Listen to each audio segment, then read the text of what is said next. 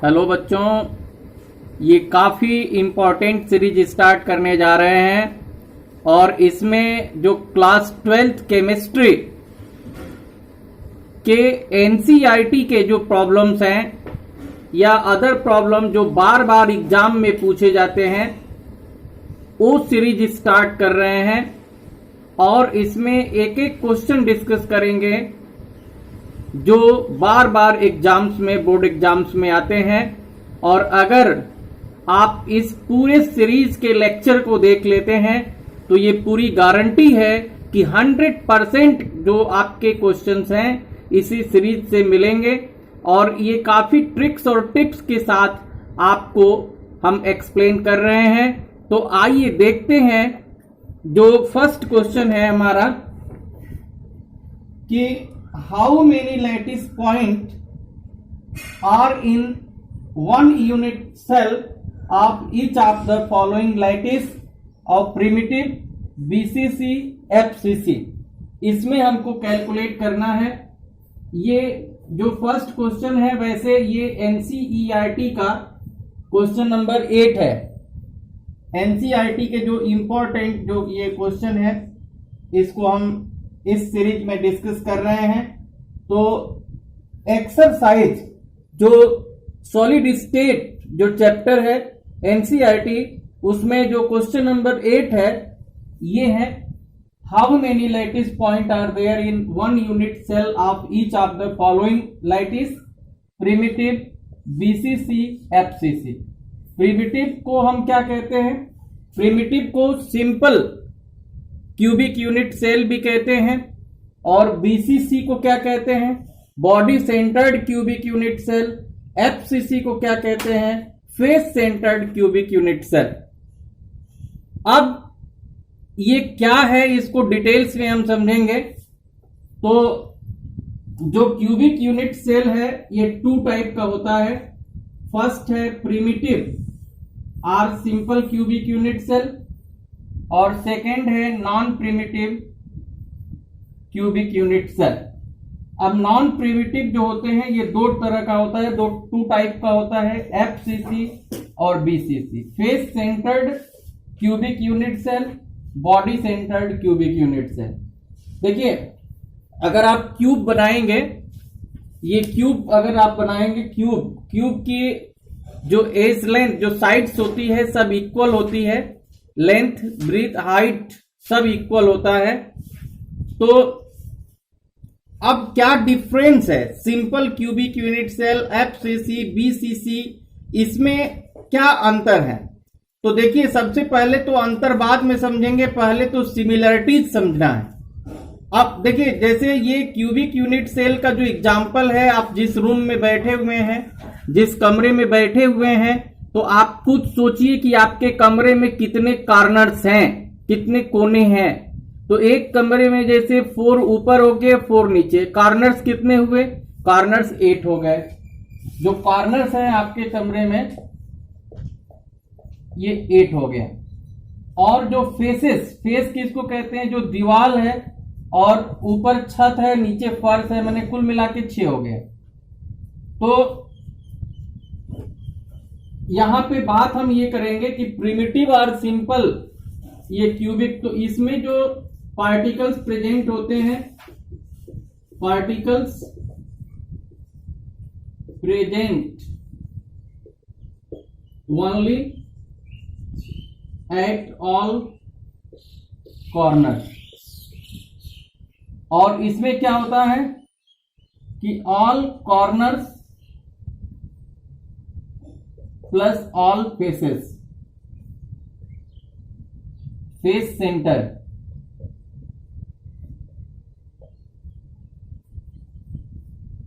और इसमें क्या होता है? All corners plus body centre, all corners plus body centre. तो अब देखिए जैसे कॉर्नर्स पे 1/8 पार्ट ही होता है और फेस पे 1/2। आप खुद सोचिए जैसे ये कोई क्यूबिक शेप का कोई डब्बा है और दो डब्बे को अगर सेम उनकी साइड्स की लेंथ है, अगर टच करा देते हैं, एक बिल्कुल कांटेक्ट में मतलब एक दूसरे से टच करते हुए रखते हैं, तो जो फेस होगा, जो फेस टच करेगा, तो उसके सेंटर में जो पार्टिकल होगा हाफ इस में होगा और हाफ दूसरे में, माने हाफ एक यूनिट सेल में और हाफ दूसरे में। तो ये अगर आप कैलकुलेट करेंगे सिंपल का, तो ये जेड हो जाएगा 8 इंटू 1/8, 8 कॉर्नर है, 1/8 ये है, तो ये 1 हो जाएगा। और इसमें जो आप जेड की वैल्यू निकालेंगे तो 8 इंटू 1/8 प्लस 6 इंटू 1/2 यानी कि ये 4 हो जाएगा। और इसमें अगर जेड की वैल्यू आप निकालेंगे तो ये हो जाएगा Z is equal to 8 into 1/8 अब प्लस 1 यानी कि 2 हो जाएगा। तो समझने की बात यह है कि जो सिंपल है इसमें जो नंबर ऑफ पार्टिकल्स 1 है, और जो ये आपका एफसीसी है, फेस सेंटर्ड है, इसमें 4 है, और बॉडी सेंटर्ड में 2 है। और इसको याद रखने का जो ट्रिक है हम आपको बता दे रहे हैं, बीएसएफ 214, बीएसएफ जो बॉडी सिक्योरिटी फोर्स होता है, ये बटालियन है सेना की, सीमा पे रहती है, लेकिन यहां पे बीएसएफ 214 बटालियन का मतलब क्या है कि बी से बीसीसी, एस से सिंपल, एफ से एफसीसी। तो बॉडी सेंटर्ड में 2 होता है, सिंपल में 1 होता है, और फेस सेंटर्ड में 4 होता है। तो बीएसएफ 214, ये बीएसएफ 214 बटालियन, इससे आप इस कोड वर्ड से याद रख सकते हैं कि जो सिंपल है, तो सिंपल में क्या है, ऑल 8 कॉर्नर्स पे अगर पार्टिकल है और एक कॉर्नर पे 1/8 पार्ट उसका यूनिट सेल में पार्टिसिपेट करता है, तो 8 इंटू 1/8 1 हो गया। ऐसे ही फेस सेंटर्ड में ऑल 8 कॉर्नर्स है, तो 8 इंटू 1/8 अब प्लस 6 इंटू 1/2 यानी कि 4 हो गया। अब बॉडी सेंटर्ड में ऑल 8 कॉर्नर्स और बॉडी सेंटर पे होता है, तो 8 इंटू 1/8 प्लस 1 2 हो गया। और इसको याद रखने के लिए बीएसएफ 214 यानी कि बीसीसी में 2 और सिंपल यानी कि प्रिमिटिव में 1 और फेस सेंटर्ड यानी कि एफसीसी में 4 number of atoms, number of particles होते हैं।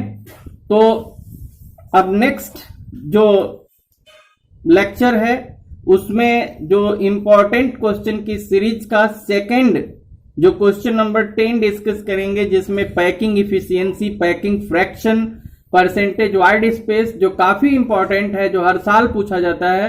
तो नेक्स्ट जो पार्ट 2 होगा इसमें डिस्कस करेंगे। आप देखते रहिए केमिस्ट्री बाय पी की तिवारी ऑनलाइन क्लास, और अगर अच्छा लगता है तो आप चैनल को सब्सक्राइब, लाइक और शेयर भी कीजिए। Thank you. इंपॉर्टेंट क्वेश्चन की सीरीज में ये सेकेंड लेक्चर है, और इसमें जो बार बार क्वेश्चन एग्जाम्स में पूछे जाते हैं वो डिस्कस किए जा रहे हैं। और जो फर्स्ट लेक्चर था जिसमें हमने बताया था, जो एनसीईआरटी का क्वेश्चन नंबर 8 भी है कि कैसे आप simple cubic unit cell, FCC और बीसीसी में नंबर ऑफ एटम्स कैलकुलेट करेंगे। और इसमें हम ये बताएंगे कि कैसे packing fraction, packing efficiency and percentage void space calculate करेंगे। तो देखिए, जैसे calculate the efficiency of packing, ये सिंपल एफसीसी और बीसीसी में बताना है। तो सबसे पहले हम प्रिमिटिव और सिंपल क्यूबिक यूनिट सेल को डिस्कस कर रहे हैं। अब जैसे आप ये समझिए कि मान लीजिए कि कोई, तो अब जैसे समझने की बात यह है कि जैसे मान लीजिए कि कोई जो है क्यूबिक बॉक्स है और उसमें आप कुछ क्रिकेट की बॉल रख दिए, तो हम बोलेंगे कि कितना परसेंट जो वॉल्यूम है वो पैक्ड है। तो आप कैसे पता करेंगे? सबसे पहले तो जो बॉल है उसकी रेडियस क्या है, उसका वॉल्यूम क्या है, एक बॉल का क्या वॉल्यूम है, और जितने बॉल हैं उसका क्या वॉल्यूम है, मल्टीप्लाई कर देंगे। और क्यूब के वॉल्यूम से डिवाइड कर देंगे तो पैकिंग फ्रैक्शन निकल जाता है। जैसे मान लीजिए पैकिंग फ्रैक्शन आपको निकालना है तो जेड ये एटम है, नंबर ऑफ एटम जेड है, और जो वॉल्यूम है ये 4/3 पाई आर क्यूब। आर क्या है? तो जो स्फेयर है, जो एटम है, उसकी रेडियस है। जैसे हमने बॉल का एग्जांपल लिया था, मान लीजिए अगर कोई बॉक्स है क्यूबिक, उसमें बॉल का क्या रेडियस है, और इसका जो वॉल्यूम होता है ए क्यूब। जो क्यूब का जो वॉल्यूम है, अगर आप एज लेंथ को ए मान रहे हैं तो सारे साइड्स इसके इक्वल होते हैं, तो वॉल्यूम इसका ए है, और सॉरी एज लेंथ ए है तो वॉल्यूम ए क्यूब हो जाएगा। और पैकिंग एफिशिएंसी कैसे निकालेंगे? तो जो पैकिंग जो फ्रैक्शन है उसमें 100 से मल्टीप्लाई कर देंगे। और परसेंटेज वाइड स्पेस कैसे निकलेगा? तो 100 minus packing efficiency. Packing efficiency को अगर आप 100 से माइनस कर देंगे तो कितना परसेंट वाइड स्पेस है ये पता चल जाएगा। तो पहले हम निकालेंगे पैकिंग फ्रैक्शन। तो देखिए सबके लिए फॉर्मूला यही रहेगा, चाहे आप एफसीसी के लिए निकालिए या बीसीसी के लिए या सिंपल के लिए, केवल चेंज होगा तो जेड और ये ए और आर में रिलेशन। जैसे अगर सिंपल के लिए है और बीसीसी और एफसीसी, तो सिंपल के लिए क्या हो जाएगा? जो सिंपल या प्रिमिटिव है, तो सिंपल या प्रिमिटिव के लिए ये होगा जेड की वैल्यू 1 हो जाएगी। अब बीसीसी के लिए 2 होगा, और एफसीसी के लिए जेड क्या होगा? 4 होगा। और इसमें relation a is equal to 2r, ये √3a is equal to 4r और √2a is equal to 4r। देखिए समझने की बात है, ये √3a is equal to 4r क्यों हुआ? क्योंकि जो लेंथ ऑफ बॉडी डायगोनल है, जो बॉडी डायगोनल की जो लेंथ है, पाइथागोरस थ्योरम से अगर आप कैलकुलेट करेंगे तो ये क्या होता है? बेस का square plus perpendicular under root base का स्क्वायर प्लस परपेंडिकुलर का स्क्वायर, तो ये √3a होगा। और फेस में चूंकि दोनों साइड ए है तो √a² प्लस a² √2a हो जाएगा। तो ये बस आपको वैल्यू पुट करना है इसी फॉर्मूला में। अगर सिंपल के लिए निकालना है तो z is equal to 1, a is equal to 2r। BCC के लिए निकालना है तो z is equal to 2, √3a is equal to 4r। और एफसीसी के लिए निकालना है तो z इज इक्वल टू 4 और √2a is equal to 4r होगा। तो इसको कैलकुलेट करके हम देखेंगे।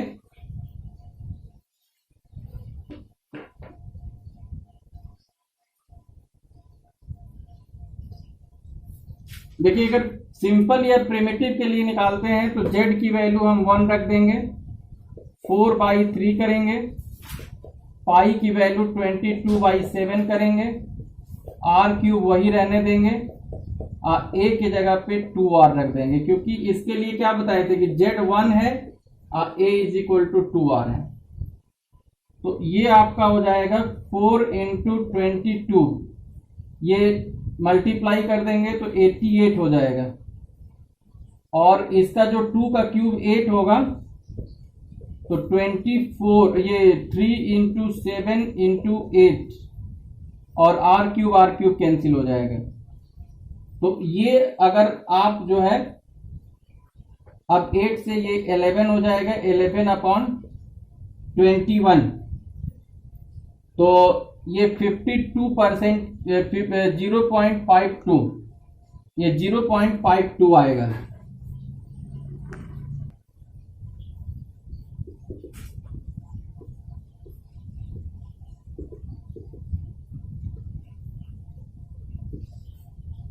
ये पैकिंग फ्रैक्शन इंटू 100, तो 0.52 इंटू 100, ये 52% आ जाएगा।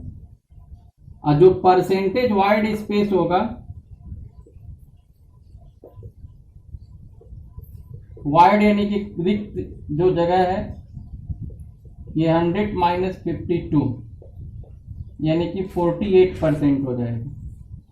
तो इस तरह से सिंपल के लिए आप कैलकुलेट कर लेंगे। इसमें अगर वैल्यू पुट कर दिए, जैसे सिंपल में नंबर ऑफ एटम 1 होता है और a इज इक्वल टू 2 और a और रेडियस में रिलेशन है, तो इस तरह से आप वैल्यू कैलकुलेट कर लिए। अब बीसीसी के लिए और एफसीसी के लिए कैलकुलेट, और एफसीसी के लिए जैसे बता रहे थे कि मान लीजिए अगर जेड की वैल्यू एफसीसी के लिए 4 होगी और √2a is equal to 4r, तो a इज इक्वल टू हो जाएगा 4r अपॉन √2। तो यही वैल्यू जब पुट कर देंगे ये फॉर्मूला में जब ये वैल्यू पुट कर देंगे तो क्या होगा, जैसे z इंटू 4/3, ये 4/3 पाई आर क्यूब किसका वॉल्यूम है, तो ये जो एटम है पार्टिकल है उसका है। और z की वैल्यू आप रख देंगे 4 इंटू 4/3, पाई के जगह पे 22/7 और a के प्लेस पे 4 अपॉन √2 का होल क्यूब, और ये r क्यूब ऑलरेडी है, तो ये 4 इंटू 4 इंटू 22 ये r क्यूब, और 3 इंटू 7 अब 4 का जो क्यूब होगा 64 और ये 2√2 r क्यूब। तो r क्यूब कैंसिल हो जाएगा और ये 16 से करेंगे तो ये 4 आएगा, ये 11 2 यानी कि ये √2 ऊपर जाएगा, तो 11√2 अपॉन 21, तो ये 0.52 इंटू 1.414 यानी कि ये आपका आ जाएगा 0.74 आ जाएगा ये। और जो परसेंटेज वाइड स्पेस जो पैकिंग इफिशियंसी है,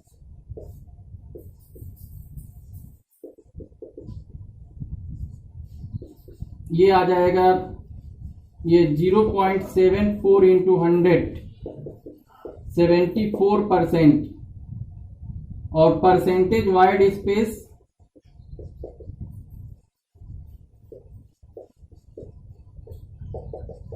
100 माइनस 74 यानी कि 26% हो जाएगा ये। तो इसमें करना क्या है, तो z की वैल्यू को पुट कर देना है, और जो एज लेंथ और रेडियस में जो रिलेशन है तो a पुट कर देंगे तो r क्यूब कैंसिल हो जाएगा, और कैलकुलेट कर देंगे तो packing fraction, packing efficiency and percentage void space मिल जाएगा। तो आइए अब बीसीसी के लिए देखते हैं। तो जैसे बीएसएफ 214 बताए थे, यानी कि बॉडी सेंटर्ड के लिए z की वैल्यू 2 होगी और √3a is equal to 4r, तो a इज इक्वल टू हो जाएगा 4r अपॉन √3, और जब ये वैल्यू पुट करेंगे तो z के प्लेस पे आप रख दिए 2, 4/3, 22/7 और ये 4r अपॉन √3 का होल क्यूब, तो ये आएगा 2 इंटू 4 इंटू 22 अपॉन 3 इंटू 7, अब 4 का क्यूब 64 एंड 3√3 r क्यूब, तो r क्यूब कैंसिल हो जाएगा, और ये 3 से 3 कैंसिल होगा, और 8 जा 64, फिर ये 4 कर देंगे 11 होगा, और ये आपका हो जाएगा 11√3 अपॉन 28, तो ये आ जाएगा 0.68। और जो पैकिंग जो इफिशियंसी है, पैकिंग इफिशियंसी, तो पैकिंग इफिशियंसी होगा ये 0.68 इंटू 100 यानी कि 68%, और परसेंटेज वाइड स्पेस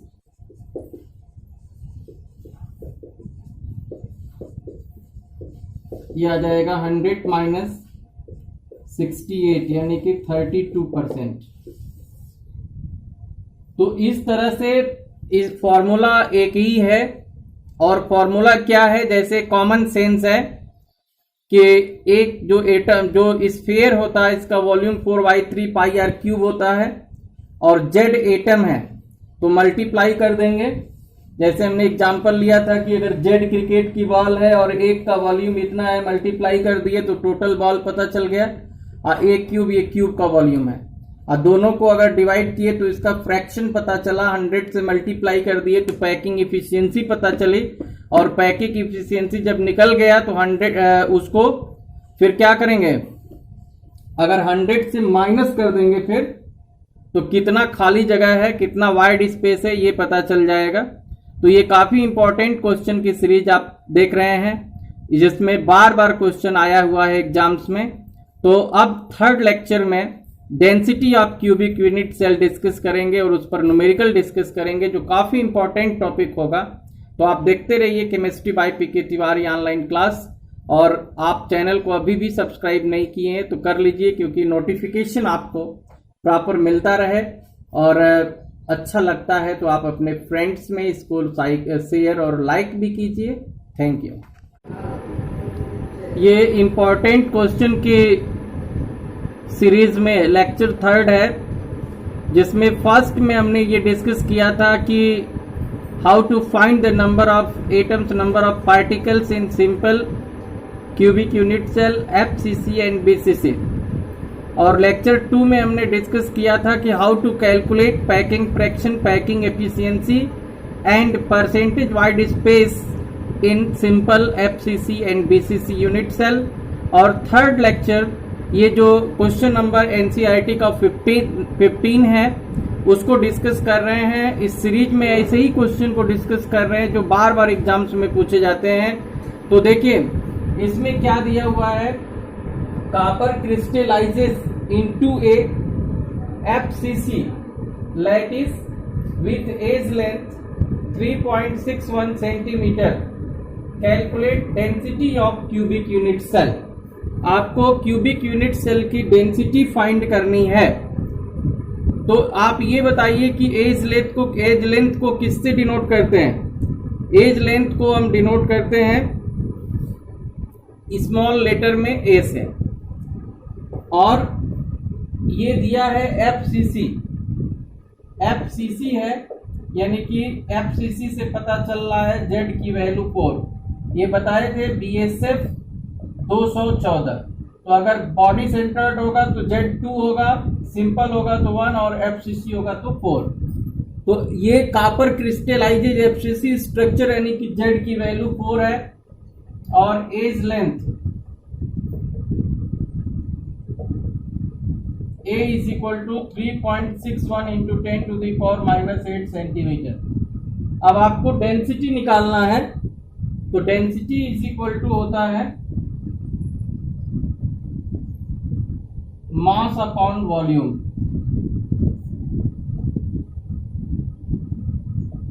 अब मास कैसे पता करेंगे, जैसे जो मोलर मास होता है तो मोलर मास 1 मोल का मास होता है, और एक पार्टिकल का अगर मास निकालना है तो उसमें मोलर मास में हम एवोगैड्रो नंबर से डिवाइड कर देते हैं। और मान लीजिए इसमें जेड पार्टिकल है और एक पार्टिकल का जो मास है ये m/na, और इसका जो वॉल्यूम है ये a क्यूब है। तो ये हो जाएगा z इंटू एम और na इंटू a क्यूब। अब इसमें सारा वैल्यू पुट कर देंगे तो d की वैल्यू ये निकल जाएगी। z है ये 4 और m 63.5 होता है कॉपर का। जो कॉपर का ये एटॉमिक मास है 63.5 ग्राम पर मोल होता है, और Na 6.022 into 10 to the power 23, और ये A की वैल्यू है 3.61 into 10 to the power minus 8 का होल क्यूब। जैसे ये D इज इक्वल टू, तो ये 4 इंटू 63.5 और 6.022 इंटू 10⁻23 और 3.61 इंटू 10⁻⁻8 का होल क्यूब। तो इसको जो कैलकुलेट करेंगे तो ये हो जाएगा, और इसको अगर आप कैलकुलेट करेंगे तो ये 4 का मल्टीप्लाई इसमें कर देंगे, ये आ जाएगा 254 और नीचे है 6.022 इंटू 10⁻23 और ये 3.61 का क्यूब और ये 8 का पावर -24। तो ये मल्टीप्लाई, ये -24 में 23 माइनस करेंगे तो 10 का पावर -1 आएगा और ऊपर जाएगा तो ये हो जाएगा 2540 और ये मल्टीप्लाई करके डिवाइड कर देंगे तो डायरेक्ट ये 8.92 ग्राम पर सेंटीमीटर क्यूब आ जाएगा। तो ये आंसर इसका हो गया, ये D इज इक्वल टू 8.92 ग्राम पर सेंटीमीटर क्यूब। तो इस तरह से इसमें करना कुछ नहीं है, Z और M और Na और A की वैल्यू को पुट कर देना है। Z नंबर ऑफ एटम, जैसे अगर सिंपल है तो 1, FCC है तो 4, BCC है तो 2, ये Z की वैल्यू क्लियर है। और Na अब ये भी क्लियर है और Na जो एवोगैड्रोज नंबर है, एवोगैड्रोज नंबर की वैल्यू 6.022 इंटू 10⁻23, ये भी क्लियर है। अब M, अगर मान लीजिए कि जो भी सॉलिड दिया हुआ है उसका मोलर मास दिया होगा और एज लेंथ आप वैल्यू पुट करके कैलकुलेट कर देंगे, डेंसिटी आ जाएगी।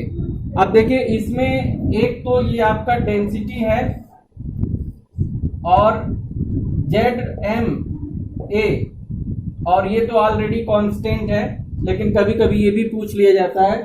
तो 1 2 3 4 मेनली ये 4, इसमें डेंसिटी, नंबर ऑफ एटम और ये मोलर मास और एज लेंथ। तो इसमें अगर 4 में कोई भी 3 वैल्यू दी गई होगी तो चौथे की वैल्यू निकाल लेंगे। तो इस पर जो इसी फॉर्मूला पे अलग अलग टाइप का न्यूमेरिकल आता है, जिसमें कि अब जैसे इसमें डेंसिटी निकालना था, मान लीजिए अगर डेंसिटी गिवन हो, मोलर मास और A दिया है तो Z निकल जाएगा, या Z A और D दिया है तो M निकल जाएगा। कोई भी अगर 3 वैल्यू दी गई है उसमें पुट कर देंगे तो चौथी वैल्यू आराम से निकल जाएगी। तो नेक्स्ट जो इस सीरीज में क्वेश्चन हम डिस्कस करेंगे जो बोर्ड एग्जाम्स में बार बार पूछे जाते हैं, और ये 3 लेक्चर अगर आप देख लिए सॉलिड स्टेट का तो 100% गारंटी है कि इसमें से क्वेश्चन आएंगे ही। तो नेक्स्ट जो हम ये लेक्चर डिस्कस करेंगे जिसमें कि रेडियस रेशियो और कोऑर्डिनेशन नंबर में रिलेशन बताएंगे और कोऑर्डिनेशन नंबर का डेफिनेशन बताएंगे। तो आप देखते रहिए chemistry by PK Tiwari online class, जो बिल्कुल फ्री है। और अगर आप जो है इंटरेस्टेड हैं क्लास करने के लिए तो आप सब्सक्राइब कर दीजिएगा, तो आपको नोटिफिकेशन मिल जाएगा, बेल आइकन प्रेस कर दीजिएगा। और अच्छा लगता है तो आप अपने फ्रेंड्स में इसे शेयर और लाइक करना मत भूलिए। Thank you.